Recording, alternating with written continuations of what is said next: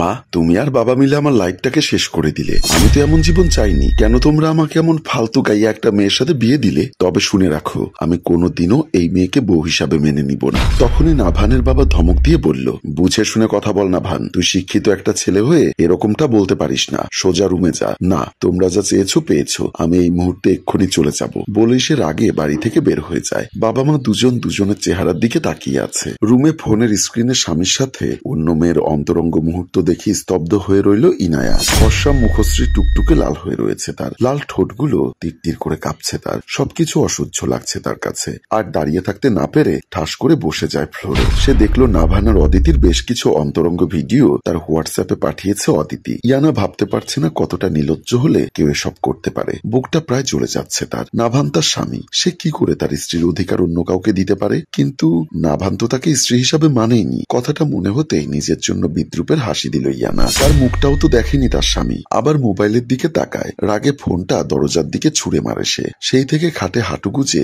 বসে আছে ইয়ানা। এমন সময় নিধি এসে তাকে দেখে বলল, ভাবি তোমার কি হয়েছে? সে কখন থেকে এভাবে বসে আছো? না বোন, কিছু না, তুমি যাও, আমাকে একটু একা থাকতে দাও। না, আর একা থাকতে হবে না। তখনও আসলাম, বলছো একা থাকতে দাও। এখন কোনো কথা না বলে আমার সাথে এসো আর চেঞ্জ করে নাও। এক প্রকার জোর করেই নিধি তাকে নিয়ে যায়। একা একা বসে আছি। নিধি এসে অনেকবার খাবার জন্য জোরাজুরি করলেও কিছুই মুখে দেয়নি সে। অনুভূতি শূন্য হয়ে বসেছিল পুরোটা সময়। এত কিছুর ভেতর একবারও সোহানা মির্জা ইয়ানার কাছে আসেনি। হয়তো কিছু অপরাধবোধ তাকে নিস্তব্ধ করে দিয়েছে। বসা থেকে উঠে বারান্দায় গিয়ে দাঁড়ায় ইয়ানা। ড্রয়িং রুমে এসে দাঁড়াতেই হঠাৎ করে ইয়ানার পা ধরে লুটিয়ে পড়ে একজন। ঘটনার আকস্মিকতায় হতভম্ব হয় ইয়ানা। সামনে তাকিয়ে সোহানা মির্জাকে দেখে। তার পা জড়িয়ে ধরে কাঁদছে তিনি। একটু দূরেই তার ফোন হাতে দাঁড়িয়ে আছে নাহিদ মির্জা। ইয়ানা চটজলদি সোহানা মির্জার সামনে বসে পড়ে কম্পিত কণ্ঠে জিজ্ঞাসা করে, এসব কি করছো মামুনি? তোমাকে এমন মানায় না। মারে, ক্ষমা করে দে আমাকে। আমি স্বার্থপরের মতো তোর জীবনটাকে নরক বানিয়ে দিলাম। তুমি ক্ষমা কেন চাইছো?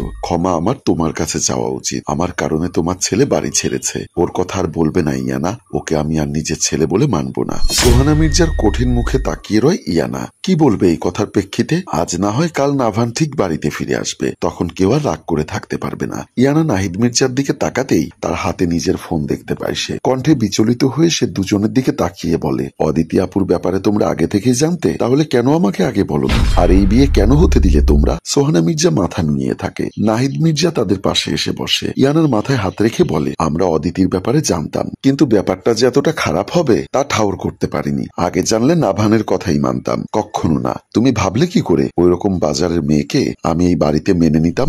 স্ত্রীর কান্নারত কঠোর চোখে তাকিয়ে সে বুঝতে পারল পুত্রের প্রতি তার অসীম ঘৃণা বিরাজ করছে। নাহিদ মির্জা সোহানাকে আর কিছুই বলতে পারল না। সোহানা ইয়ানার হাত ধরে বলে ওঠে, আজকে থেকে তুমি আমার পরিচয়ে বাঁচবে, আমার মেয়ে হয়ে। নাভান শাহরিয়ারের নাম হৃদয় থেকে মুছে ফেলো। জানি কষ্ট হবে, কিন্তু তোমাকে করতেই হবে। এত কষ্ট কি করে ভুলবে সে? স্বামী নামক মানুষটিকে কি ভোলা এত সহজ হবে? একের পর এক ড্রিঙ্কস করেই চলেছে নাভান। চোখ দুটো তার টুকটুকে লাল হয়ে আছে। বাড়ি থেকে আসার পর থেকেই অশান্তিতে আছে সে। অফিস কাজ কিছুই ভালো লাগছে না তার। মায়ের সাথে বেশি রুড হয়ে গেছিল এবার, কিন্তু তার কাছে আর কিছুই করার ছিল না। পিঠের উপর কেউ হাত রাখতেই পেছনে ফিরে তাকায় নাভান। একটা ছোট ওয়েস্টার্ন ড্রেস পরে দাঁড়িয়ে আছে অদিতি। মুখে তার চমৎকার হাসি। নাভানের হাত থেকে ড্রিঙ্ক গ্লাসটা নিয়ে নাভানের পাশে বসে সে। দুহাত দিয়ে অদিতির কোমর জড়িয়ে ধরে নাভান। অদিতি নাভানের গালে হাত রেখে আদুরে গলায় বলে ওঠে, কি হলো তোমার? বিডি থেকে ফিরে এসে একদম বদলে গেছো তুমি। আই ডোন্ট নো, কেমন যেন অস্থির লাগছে সবকিছু। গাল থেকে অদিতির হাত সরিয়ে বলে উঠল নাভান। অদিতি কুটিল হেসে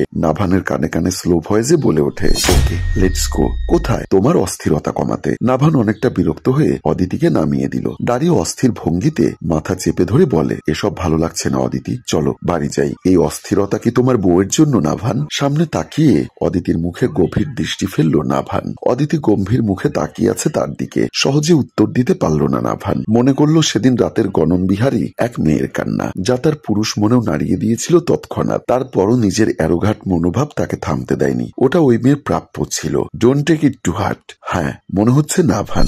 নাভান অদিতিকে ধরে নিয়ে যায় রুমের দিকে। খাটে ফেলে দেয় অদিতিকে। অদিতিও নিজের সবটা আগ্রহ দিয়ে চাচ্ছে নাভানকে। তারপর তারা দুজনে একে অপরের সন্নিকটে চলে আসে। ওরা যা করার করুক, এতে তাদের অধিকার আছে। দেখতে দেখতে স্বামী ছাড়া শ্বশুর বাড়িতে 11 মাস কেটে গেল ইয়ানার। নিজের ঘরের বিছানায় আধেহালান দিয়ে বসে আছে ইয়ানা। বিকাল হতে চলল। দুপুরে খেতে যায়নি। নিধি এসে অনেকবার বলে গেছে, ইচ্ছা হয়নি তার। জীবনটাই হাঁপিয়ে উঠেছে প্রায়। সবই তো ঠিকঠাক ছিল ইয়ানার জীবনে। বাবা মাকে নিয়ে তার সুন্দর হাসি খুশি একটা পরিবার ছিল, শুধু সুখ আর শান্তিতে ভরপুর তাদের ছোট্ট মধ্যবিত্ত সংসার। তাদের সুখে গ্রহণ হয়ে এলো একটা অ্যাক্সিডেন্ট, তারপর নিমেষেই সবকিছু উল্টাপাল্টা হয়ে গেল। বাবা মা হারিয়ে সদ্য 18 পা দেওয়া বাচ্চা মেয়েটির কাছে তখন সবকিছুই দুঃস্বপ্ন মনে হয়েছিল, যেন ঘুম ভাঙতেই ঠিক হয়ে যাবে সব। কিছুতেই সম্মুখের ঘটনাগুলো তার মানতে ইচ্ছা হয় না। বরাবরের মতো ইয়ানা নিশ্চুপ থাকে, মাঝে মধ্যে চিৎকার করে কাঁদতে ইচ্ছা করে তার, কিন্তু তার পরও গলার মধ্যে কান্না গিলে নেওয়ার অসীম ক্ষমতা হয়ে গেছে এতদিনে। ইয়ানার শ্বশুর শাশুড়ি ইয়ানার রুমের দরজার বাইরে দাঁড়িয়ে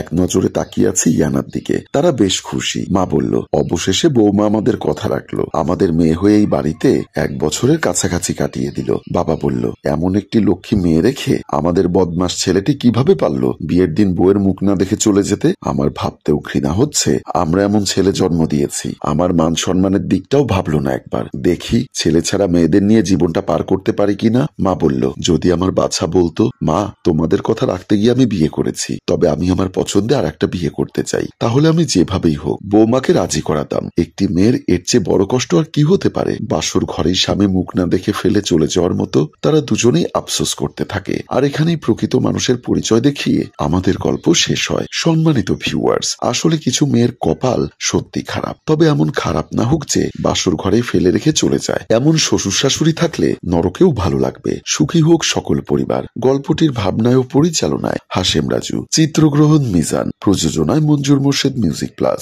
গল্পটি ভালো লাগলে লাইক, কমেন্ট ও শেয়ার করে দিন। ধন্যবাদ।